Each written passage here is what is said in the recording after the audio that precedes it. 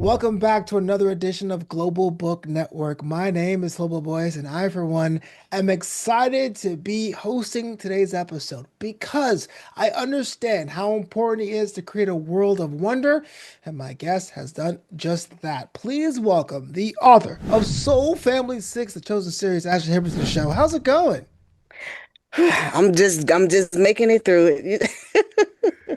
Yeah, I hear what you're Yeah, saying. I hear what you're saying. I'm just making it through it. It is a complex journey to be an author. And I gotta ask, what was the story for you? How'd you get started doing that? When did you decide the written word was your craft? Okay. Whew. Let me just start with the first book that I wrote because that was the inspiration for the second one. So, my first book, My Mirrored Soul and Personal Spiritual Journey, was about my life and everything that happened in it. And I wanted to speak more about it. So I decided to do Soul Family 6, the Chosen series, but more in a fictional way, but it was still about my life. Because I didn't want to be so personal in the first book. So I wanted to talk more about it in the second one. And So, why was that? Why'd you decide to go to a different direction with Soul Family 6? well, it's still kind of in the same direction, but it's more, it's a little more fictional, but it's still like some of the things that happened in my life that I want to tell without giving so much of my life out. Yeah. So walk me through this, creating a world from your experiences, but ultimately from scratch, right? That must have been fun. Like, how'd you go about creating the lore, the words, the language, the things that were seen? How was your approach to creating this land? So everything that I love that's creative is in this book. You know, I love tarot and I love spirituality. Everything that was created, like the land of Tarot, and that's derived from tarot. And then the characters' names are derived from tarot. You know, like Aries, Lucifer, well, not Lucifer, but Taurus, April. You know, all of those names is linked to the zodiac and all of those things. So everything that I love about astrology and everything is linked in this book. Mhm. I'm glad you mentioned Lucifer because I got a question about them a little bit later. But first, talk to me about what it takes to create a character like Ariel, like Chloe, like the rest of the family. How'd you go about doing that? How much it was pulling from real experiences, and how much it was creating something absolutely new? Well, a lot of those characters are real. But they're not named after the real people, except for when they become human. Hmm. So most of those are named after the real characters in my life that are like that. So that's why I said it's mostly about my life because I mean, even though it's fictional, it's still about my life. Hmm. You know, Ariel is more like me. That's why she's Lady Ashley. She's curious, you know, she wants to know things, and that's me. I want to know everything that I can that Yeah, I can find out. yeah. So a lot of the characters in the story are linked to real people. Now hold on. Did your curiosity also get you into trouble sometimes, or? Mm, yeah, it did because it made me come off as hard headed. Yeah, yeah. There's nothing wrong with seeing how the world works, right? Yeah, it's like trial and error. Yeah, and I am so glad that you're able to present this world because I went to a deep dive. I read the book. I went online looking for resources, and I'm going to jump out of the book's contents just for a little bit because I was Okay. really thrown for a loop because you created supplemental material. I mean, you went Yeah. out the world and you created animations, you created a soundtrack, it seems like. Yes. What was the notion behind that to really underscore what this world was about? Well, when I originally wrote Soul Family 60 Chosen series, I put it in my computer as the great movie. So Wow. I knew I wanted to create it in more than just a book.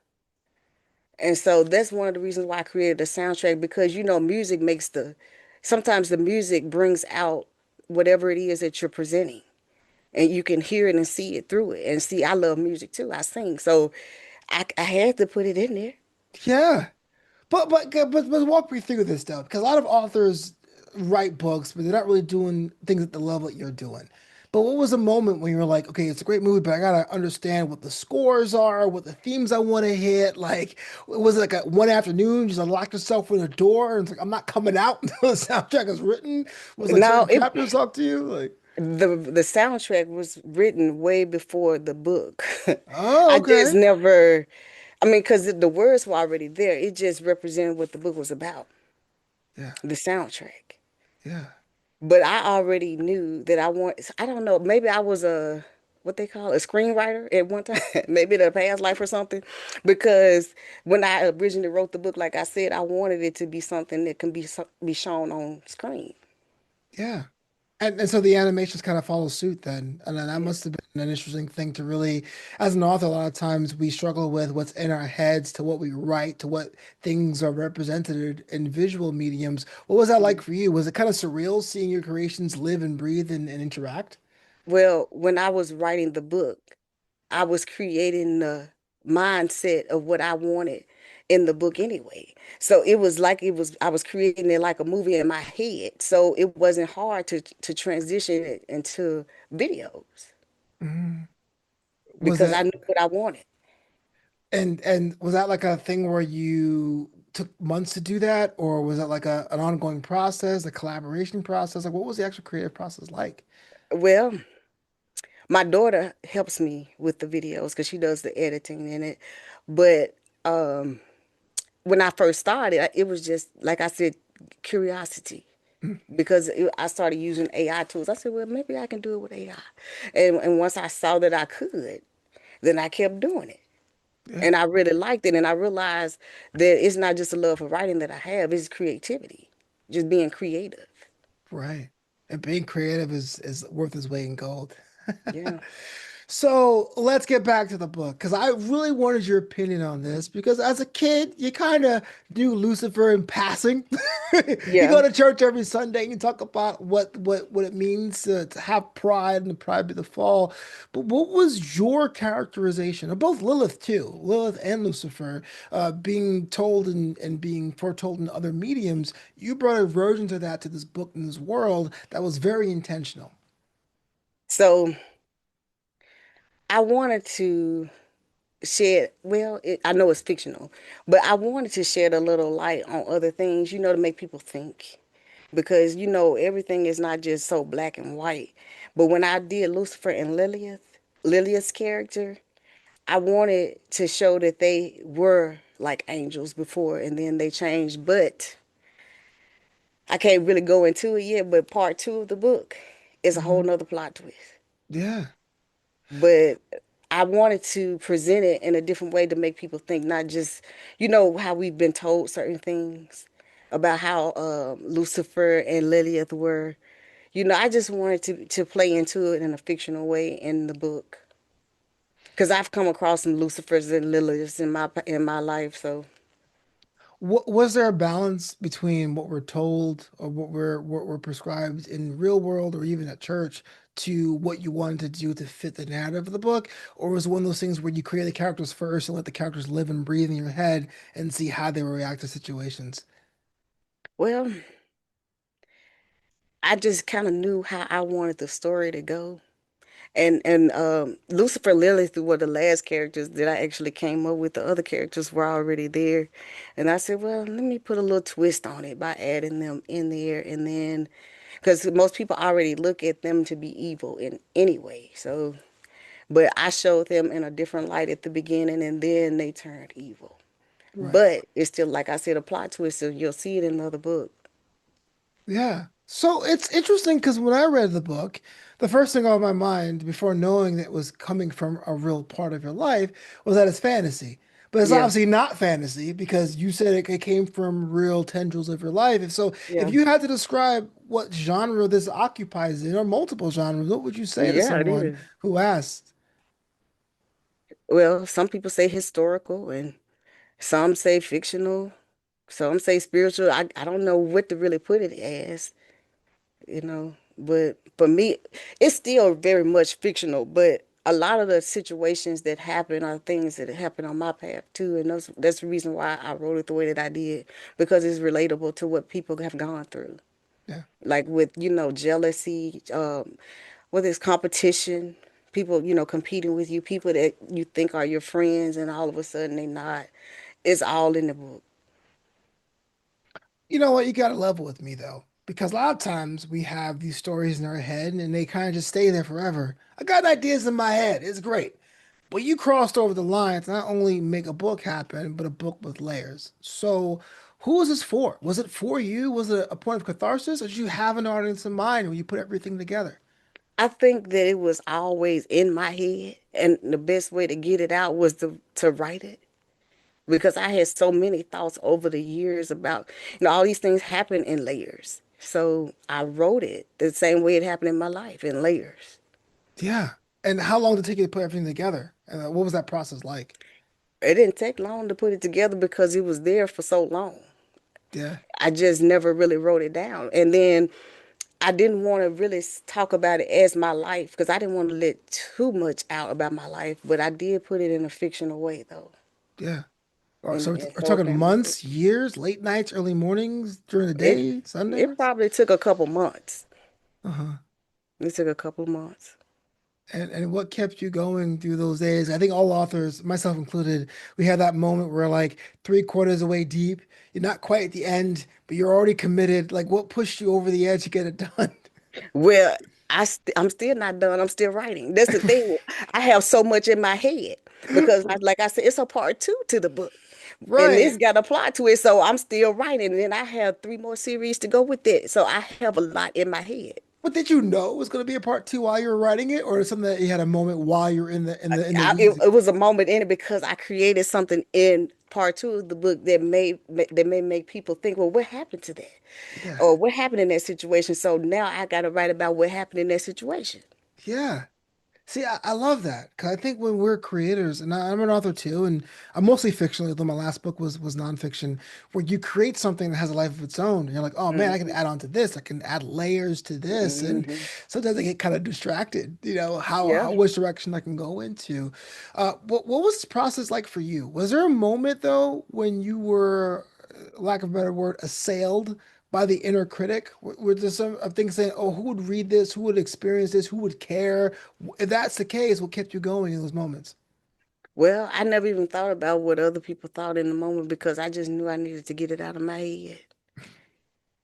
I just knew I needed to get it out of my head. And I said, maybe it's something that some people could relate to. So I knew that I know at least one or two people, if not more, can relate to the story. Yeah. And what's been like your experience as an author putting your characters through these challenges? Sometimes it breaks your heart, sometimes it doesn't. Where do you land on that? I guess because we go through challenges and the way that they overcome their challenges and the way that I put it in the book is kind of how we would overcome our challenges. Yeah. Well, at least I would like to think we would.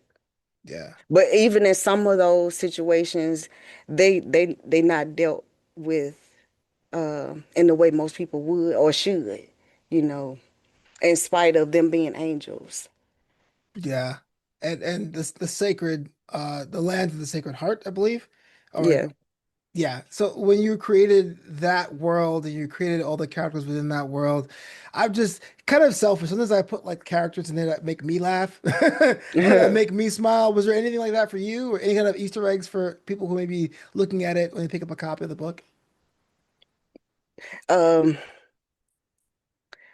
can you repeat that one more time? Because I Yeah, think you had two questions. Yeah, for sure. Sometimes when I'm building a world and I'm trying to build things for later, like you were saying, you were thinking about doing Hmm. a sequel and a whole world around it. You might leave like little nuggets of information or characters Yeah. that make you smile or kind of like a reference that can pay off later. I mean, I'm not telling us to tell us the whole story, but was there any intentional moments where you said, "Oh yeah, I'm gonna plant some seeds here, things that make me laugh, things that make me smile, things that'll pay off later on?" Well, I don't know. I had to really think about that because when I wrote it, I initially wanted it to start off telling it how they started out as kids growing up and as they grew up into adults and what they had to go through, even when they had to spin the wheel of fortune, having to not decide their own fate or what they could do in their own life is kind of like free will or whatever. I wanted to make sure that people know that they have free will, but in the book, in the way that I presented it, it was like they did have free will, but they didn't, and whatever they chose was meant for them. kind of Yeah. like with us, you know. Yeah. Were you always a spiritual person, or is that something that you got a relationship with later on in life? I think I always was. I remember in the second grade, I don't know why, I was outside praying when we went in PE. Yeah. And I said, Lord, I want to sing. I want to sing. I heard somebody sing for the first time, and I was like, I want to sing. And I prayed about it. So I don't even know why that was my first intention to do, was to pray. But every time we went outside for PE, I would pray. And I don't know, it was a natural instinct for me. The reason why I'm asking that is that there definitely is something that is like baked in about the power of not only spirituality and faith, but Hmm. trust in your family within. But it Yeah, never comes across as preachy or never comes across as dogmatic or this is what you should do, this is yeah, what you need to do, even though I mean, Lucifer is literally in the book. Even Lucifer is yeah, literally in the book. There's never like that at all. And I think that's such a challenging line to walk when you're writing religious or spiritual fiction. So I was kind hmm, of curious to see your process going into that. 'Cause that was really fun because you really give it up to the reader to decide how much faith you want to impart onto these characters who really are yeah, from a sacred valley. It's pretty cool. yeah, Yeah. yeah. It, I don't try to impose my opinions on people. I leave it up to you to have your own belief. But it's just, like a fictional book, like I said. And then on top of it, it's still kind of relatable to some of the things we experience in our real life. yeah. So, Well, I gotta say, for anyone listening or watching right now, and they want to get themselves a copy of the book or even learn how to interact with you, how they go about doing that, because I do think might be the start of something grand. you talking about they can see the book? Yeah, a copy of the book. How can they contact you? How can they learn more about you and your backstory? Well, I have the book on Amazon and Barnes and Nobles, and I also have the links on my YouTube channel. It's called Book to Videos. So everything about the book is linked in my YouTube channel too. By the way, that's where most of the clips are too. So like that's where I came across the bonus content, which I understand that could be used as a marketing tool. I don't want to speak for you, so please cut Yeah. me off. But I thought it was kind of cool to like enhance what I've read. So it kind of felt like, oh, I saw that scene, I saw that battle, I saw that interaction as well. It kind of Hmm. gives it a multimedia kind of full court press, which I really appreciated. Yeah, I like to be visual, but I also, have I know you saw the animation, but I also have what they call an epic series that's going to go with it. So for people who don't like animation, they can also watch it like in real form. That is fantastic. And the soundtrack. Gotta forget mention that the soundtrack as well. I was put a couple of bangers in there when I was testing You them said a out. couple of bangers. Couple of bangers in there. I mean, the last song was the Yeah. instrumental. I was like, oh, I feel the battle. Ah, you know what I'm Yep. saying? Yep. That's the But battle scene. Miss Emma, thank you so much for talking about your book. I appreciate the time. I appreciate the fact you're here to talk about it in Yeah. detail. The book is called Soul Family 6, a chosen series. Like you said, it's available now on Amazon and other platforms.